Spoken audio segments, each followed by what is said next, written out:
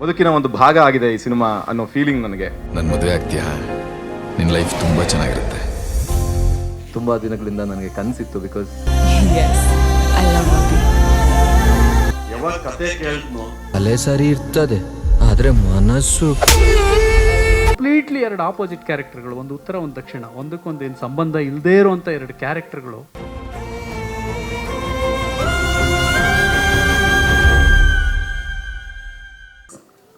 ಮೊದಲಿಗೆ ಎಲ್ಲರಿಗೂ ನಮಸ್ಕಾರ. ನಾನು ತುಂಬ ಇಷ್ಟಪಡುವಂಥ ಲಿರಿಕ್ ರೈಟರು ಚಿ ಉದಯಶಂಕರ್, ಅದಾದಮೇಲೆ ಹಂಸಲೇಖ ಸರ್, ಅದಾದಮೇಲೆ ತುಂಬ ಇತ್ತೀಚೆಗೆ ಇಷ್ಟಪಡ್ತಿರೋದು ನಮ್ಮ ನಾಗೇಂದ್ರ ಪ್ರಸಾದ್ ಸರ್. ರೈತ ಬಸಿದ ಬೆವರ ಹನಿಯ ಶ್ರಮದಲ್ಲಿರುವೆ ನೀನು ಅಂತ ಒಂದು ಕಡೆ ಬರೀತಾರೆ, ಅಮ್ಮ ಲೂಸಾ ಅಪ್ಪ ಲೂಸಾ ಅಂತ ಇನ್ನೊಂದು ಕಡೆ ಬರೀತಾರೆ. ಅಂದರೆ ಸರಸ್ವತಿ, ಆ ತಾಯಿ ಸರಸ್ವತಿ ತುಂಬ ಚೆನ್ನಾಗಿ ಹೊಲಿದಿದ್ದಾರೆ ನಮ್ಮ ನಾಗೇಂದ್ರ ಪ್ರಸಾದ್ ಸರ್ಗೆ. ತುಂಬ ಖುಷಿ ಆಯ್ತು ಸರ್, ನೀವು ಈ ಸಾಂಗ್ನ ರಿಲೀಸ್ ಮಾಡಿದ್ದು ತುಂಬ ಅರ್ಥಪೂರ್ಣವಾಗಿತ್ತು. ಬಿಕಾಸ್ ನೀವು ಬರೆಯುವಂಥ ಲಿರಿಕ್ಸ್ಗಳು ಅಷ್ಟು ವೆಯ್ಟ್ ಇರುತ್ತೆ. ನಮ್ಮ ಸಿನಿಮಾದ ಈ ಸಾಂಗ್ ಬಗ್ಗೆ ನನಗೆ ತುಂಬ ಪ್ರೀತಿ, ಎಕ್ಸ್ಟ್ರಾ ಪ್ರೀತಿ. ಯಾಕೆಂದರೆ ಕಾರಲ್ಲಿ ಎಲ್ಲೇ ಟ್ರಾವೆಲ್ ಆಗ್ತಿದ್ರು ರಿಪೀಟ್ ಮಾಡಲು ಓಡ್ತಿರುವಂಥ ಸಾಂಗ್ ಇತ್ತೀಚೆಗೆ ಒಂದು 3-4 ತಿಂಗಳಿಂದ. ಹಾಗಾಗಿ ಈ ಸಾಂಗ್ನ ನಿಮ್ಮ ಕೈ ಬಿಡಿಸ್ಬೇಕು ಅಂತ ಆಸೆ ಪಟ್ವಿ. ಗಿರೀಶ್ ಸರ್ ನಿಮಗೆ ಹೇಳಿ ಬಂದಿದ್ದಕ್ಕೆ ತುಂಬ thanks sir. Thank you so much. ನಿಮ್ಮ ಬ್ಲೆಸ್ಸಿಂಗ್ಸ್ ಇರಲಿ ಈ ಸಿನಿಮಾ ಮೇಲೆ. ನನ್ನ ಪಾತ್ರ ಅಭಿ ಅಂತ. ಭುವನಂ ಗಗನಂ ಆದಮೇಲೆ ಎಲ್ಲರೂ ಪ್ರಮೋದ್ ಅಂದರೆ ಯಾರು ಅಂತ ಎಲ್ರಿಗೂ ಗೊತ್ತಾಗುತ್ತೆ. ಅಷ್ಟು ಚೆನ್ನಾಗಿದೆ ಸಿನಿಮಾ. ಸಿಕ್ಕಾಪಟ್ಟೆ ಹಚ್ಕೊಂಡಿರೋ ಸಿನಿಮಾ ಇದು. ಅಂದರೆ ಫಸ್ಟ್ ಕತೆ ಕೇಳಿದಾಗ, ಪಾತ್ರ ಮಾಡುವಾಗ, ಪೃಥ್ವಿ ಜೊತೆ ಆ್ಯಕ್ಟ್ ಮಾಡುವಾಗ, ಅದೆಲ್ಲ ಆದಮೇಲೆ ಡಬ್ಬಿಂಗ್ ಮಾಡುವಾಗ ಇನ್ನೊಂಚೂರು ಜಾಸ್ತಿ ಹತ್ತಿರ ಆಯಿತು. ಫಸ್ಟ್ ಕಾಪಿ ನೋಡಿದ ಮೇಲಿಂದ ಈ ಸಿನಿಮಾ ಬಗ್ಗೆ ಲವ್ ಜಾಸ್ತಿ. ಅಂದರೆ ಏನೋ ಬದುಕಿನ ಒಂದು ಭಾಗ ಆಗಿದೆ ಈ ಸಿನಿಮಾ ಅನ್ನೋ ಫೀಲಿಂಗ್ ನನಗೆ. ತುಂಬ ದೊಡ್ಡ ಮಟ್ಟಕ್ಕೆ ಗೆಲ್ತೀವಿ ಈ ಸಿನಿಮಾ ಮೂಲಕ ಅನ್ನೋ ನಂಬಿಕೆ. ಯಾಕೆಂದರೆ ಅದರಲ್ಲಿರುವಂಥ ಸಿನಿಮಾದ ಸ್ಕ್ರೀನ್ ಪ್ಲೇ ಮತ್ತು ಕ್ಲೈಮ್ಯಾಕ್ಸ್ ಮತ್ತು ಪಾತ್ರಗಳ ವೈಟೇಜ್ ಹಂಗಿದೆ, ಹೇಳಿರುವಂಥ ವಿಷಯಗಳಂಗಿದೆ. ಅಂದರೆ ಬದುಕಿನಲ್ಲಿ ಸಂಬಂಧಗಳು, ಸಮಸ್ಯೆಗಳು ಇದ್ದೇ ಇರ್ತವೆ. ಸಮಸ್ಯೆಯ ಮೂಲ ಹುಡ್ಕೊಂಡ್ರೆ, ಆದಷ್ಟು ಬೇಗ ಹುಡ್ಕೊಂಡ್ರೆ ಅದನ್ನು ಸರಿ ಮಾಡಿಕೊಂಡು ಬದುಕನ್ನು ಮುಂದಕ್ಕೆ ಕರ್ಕೊಂಡು ಹೋಗ್ಬೋದು. ಆ್ಯಂಡ್ ಕಳ್ಕೊಂಬಿಡೋದು ತುಂಬ ಈಸಿ ಬದುಕಿನಲ್ಲಿ. ಪರಿಚಯ ಆದವ್ರನ್ನೆಲ್ಲ, ಇಷ್ಟಪಟ್ಟವ್ರನ್ನೆಲ್ಲ ಕಳ್ಕೊಂಬಿಡೋದು ಒಂದು ಕ್ಷಣದಲ್ಲಿ ಕಳ್ಕೊಬೋದು. ಕಳ್ಕೊಬೇಡಿ, ಉಳಿಸ್ಕೊಳ್ಳಿ ಅಂತ ಹೇಳ್ತಿರುವಂಥ ಒಂದು ಸಿನಿಮಾ. ಎಲ್ರಿಗೂ ನಮಸ್ಕಾರ. ಈ ಹಾಡಲ್ಲಿ ಬಹುಶಃ ಸಿನಿಮಾ ತಂಡದ ಹೊರತಾಗಿ ಒಂದು ಗಮನಿಸಿರ್ಬೋದು, ಇಬ್ಬರು ಲಿರಿಸಿಸ್ಟ್ ಇದ್ದಾರೆ ಹಾಡಲ್ಲಿ. ಒಂದು ಗೌಸ್ ಮೀರು ಮತ್ತು ಅನಿರುದ್ಧ ಶಾಸ್ತ್ರಿ. ನಿರ್ದೇಶಕರು ಏನನ್ನ ಭಾಳ ಸ್ಪಷ್ಟವಾಗಿ ಬಯಸ್ತಾರೆ ಅನ್ನೋದನ್ನು ಸೂಚಿಸುತ್ತೆ. ಹಾಡಲ್ಲಿ ಇನ್ನೊಂದು ನೀವು ಗಮನಿಸ್ಬೇಕು, ಒಂದು ಎರಡೆರಡು ಸಾಲು, ಅಂದರೆ ಒಂದು ಲೈನ್, ಅದಕ್ಕೆ ನೆಕ್ಸ್ಟ್ ಕೌಂಟರ್ ಲೈನ್, ಪ್ರತಿ ಸಾಲುಗಳು ತುಂಬ ಇಂಟೆನ್ಸ್ ಆದಂಥ ಜೀವನ ಪ್ರೀತಿಯನ್ನು ಮತ್ತು ಪ್ರೀತಿಯ ಬಗೆಗೆ ಇರುವಂಥ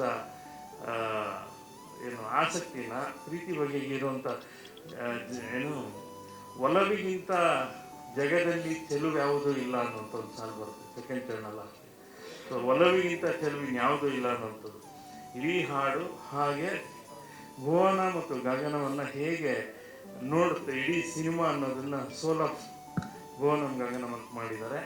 ಅದು ನಮಗೆ ಸಿನಿಮಾ ನೋಡಿದ್ರೆ ಇನ್ನಷ್ಟು ಅರ್ಥ ಆಗ್ಬೋದು ಅನಿಸುತ್ತೆ. ನಮಸ್ಕಾರ. ಪ್ರಮೋದ್ ಅವರು ಸಿನಿಮಾ ಬಗ್ಗೆ ಎಲ್ಲವನ್ನು ಹೇಳಿದ್ದಾರೆ, ನನಗೇನು ಹೇಳೋದಕ್ಕೆ ಬಾಕಿ ಇಟ್ಟಿಲ್ಲ. ನಮ್ಮ ಸಿನಿಮಾದ ಒಂದು ಅರ್ಥಪೂರ್ಣವಾದ ಹಾಡು, ಅದನ್ನು ರಿಲೀಸ್ ಮಾಡೋದಕ್ಕೆ ಸೂಕ್ತವಾದ ಅತಿಥಿ ಬಂದಿದ್ದಾರೆ. ಬಹಳ ಖುಷಿ ಆಯಿತು ಗುರುಗಳು ನೀವು ಬಂದಿರೋದು. ನೀವು ನನ್ನ ಯಾವುದೇ ಸಿನಿಮಾಗೆ ಹಾಡು ಬರೀತಿದ್ದೀರ ಅಂತ ಗೊತ್ತಾದಾಗಲೇ ನನಗೆ ಅದು ಭಾಳ ಒಂದು ಖುಷಿಯ ವಿಚಾರ. ಭಾಳ ಎಕ್ಸೈಟ್ ಆಗಿಬಿಡ್ತೀನಿ. ಯಾಕಂದರೆ ಆ ಹಾಡಲ್ಲಿ ಅಷ್ಟು ಅರ್ಥನೂ ಇರುತ್ತೆ, ಅಷ್ಟು ಎಂಟರ್ಟೈನೂ ಮಾಡುತ್ತೆ, ಎಲ್ರಿಗೂ ರೀಚ್ ಆಗುತ್ತೆ, ಎಲ್ರಿಗೂ ಮನದಟ್ಟಾಗುವಂಥ ಹಾಡು ನೀವು ಯಾವಾಗಲೂ ಬರೀತೀರ. ಸೊ ಹಾಗಾಗಿ ಥ್ಯಾಂಕ್ ಯು ಸರ್. ನಿಮ್ಮ ಬಾಯಲ್ಲಿ ನಮ್ಮ ಸಿನಿಮಾದ ಬಗ್ಗೆ, ನಮ್ಮ ಪರ್ಫಾರ್ಮೆನ್ಸ್ ಬಗ್ಗೆ ಕೇಳಿ ಅದು ಬಹಳ ಖುಷಿ ಆಯಿತು. ಇವತ್ತು ನನ್ನ ಒಂದು memorable day sir. Thank you. Girish Mudimani sir ಅವರು ಈ ಪಾತ್ರವನ್ನು ಕೊಟ್ಟಾಗ ನನಗೆ ಬಹಳ ಖುಷಿ ಆಯಿತು. ಅವ್ರು ಮಾಡಿರುವಂಥ ಎಲ್ಲ ಸಿನಿಮಾಗಳನ್ನ ರಿವಿಸಿಟ್ ಮಾಡಿದೆ. ಗಿರೀಶ್ ಮೂದಿಮನಿ ಸರ್ ಅವರು ಈ ಪಾತ್ರವನ್ನು ಕೊಟ್ಟಾಗ ನನಗೆ ಬಹಳ ಖುಷಿ ಆಯಿತು. ಅವ್ರು ಮಾಡಿರುವಂಥ ಎಲ್ಲ ಸಿನಿಮಾಗಳನ್ನ ರಿವಿಸಿಟ್ ಮಾಡಿದೆ. ಒಂದು 1 ಮಂತ್ ನಾನು ಪ್ರಾಯಶಃ ಸ್ವಲ್ಪ ಟ್ರೈ ಮಾಡಿದೆ, ಏನೆಲ್ಲ ಮಾಡ್ಬೋದು ಅಂತ.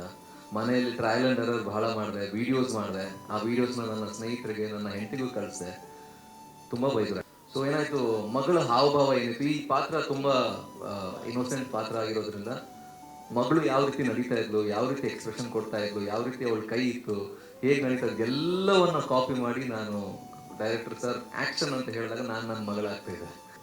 ಒಳ್ಳೆ ಸಿನಿಮಾ, ಒಳ್ಳೆ ಕಂಟೆಂಟ್ ಇಟ್ಕೊಂಡು ಮಾಡಿದ್ದೀವಿ. ತುಂಬ ಚೆನ್ನಾಗಿ ಬಂದಿದೆ. ಫಸ್ಟ್ ಕಾಪಿ ನೋಡಿದಾಗ ನಾವು ನನಗೆ ಎಲ್ಲೋ ಈ ಸಿನಿಮಾ ನಾನು ಮಾಡಿದ್ದಕ್ಕೂ ಸಾರ್ಥಕವಾಯಿತು ಅಂತ ಹೇಳ್ಬಿಟ್ಟು ಅನಿಸ್ತಾ ಇದೆ. ತುಂಬ ಚೆನ್ನಾಗಿದೆ.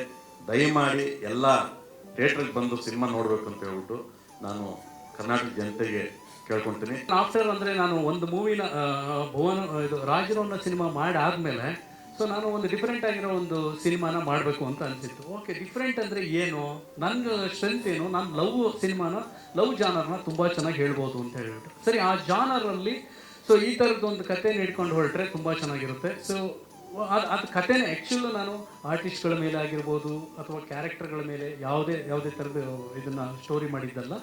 ಸೊ ಕಂಪ್ಲೀಟ್ಲಿ ಎರಡು ಆಪೋಸಿಟ್ ಕ್ಯಾರೆಕ್ಟರ್ಗಳು, ಒಂದು ಉತ್ತರ ಒಂದು ದಕ್ಷಿಣ, ಒಂದಕ್ಕೊಂದು ಸಂಬಂಧ ಇಲ್ಲದೇ ಇರುವಂಥ ಎರಡು ಕ್ಯಾರೆಕ್ಟರ್ಗಳು ಟ್ರಾವೆಲ್ ಮಾಡಿದಾಗ ಏನೇನಾಗುತ್ತೆ, ಈ ಕ್ಯಾರೆಕ್ಟರ್ ಕಥೆ ಏನು, ಆ ಕ್ಯಾರೆಕ್ಟರ್ ಕಥೆ ಏನು, ಯಾಕೆ ಜರ್ನಿ ಮಾಡ್ತಿದ್ದಾರೆ, ಸೊ ಎಲ್ಲಿಗೆ ಹೋಗ್ತಿದ್ದಾರೆ, ಡೆಸ್ಟಿನೇಷನ್ ಏನು, ಸೊ ಫೈನಲ್ ಏನಾಗುತ್ತೆ ಅನ್ನೋದನ್ನ ಕಂಪ್ಲೀಟ್ಲಿ ಬರ್ಕೊಂಡಿರುವಾಗ ಬಹುಶಃ ಬೋನಂ ಗಗನಂ ಪಾರ್ಟ್ 2 ಮಾಡ್ಬೋದಾಗಿತ್ತು. ಅಷ್ಟು ಬರ್ಕೊಂಡು ಸೊ ಕಂಪ್ಲೀಟ್ ಅದನ್ನು ಒಂದು ಸಿನಿಮಾಗೆ ಒಂದು 2.5 ಗಂಟೆ ಒಳ್ಳೆಯ ವಿಷಯದಲ್ಲಿ ಕಟ್ಕೊಟ್ಟಿದ್ದೀವಿ.